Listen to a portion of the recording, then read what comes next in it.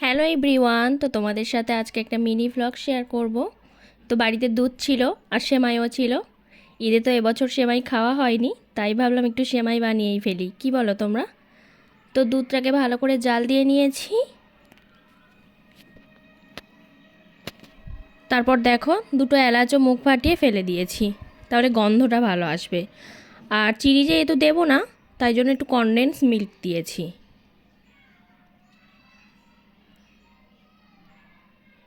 তো তারপরে এখানে ড্রাই ফ্রুটসগুলোকে 1 চামচ ঘি দিয়ে ভালো করে ভেজে নেওয়ার পর আবারও আর 1 চামচ ঘি দিয়ে এখানে সিমাইটাকে ভালো করে লাল লাল করে ভেজে নিয়েছি।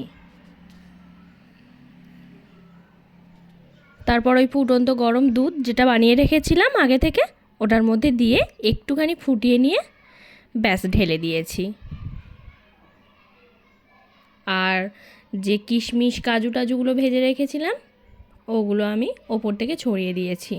আর খেতে কিন্তু দারুণ টেস্টি হয়েছিল।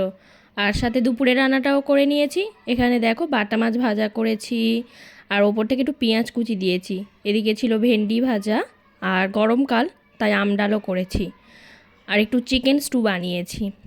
তো কেমন লাগলো জানিও, আর যদি ভালো লেগে থাকে তাহলে আমার চ্যানেলটা একটু ফলো করে দিও। তো আজকের মতো টাটা।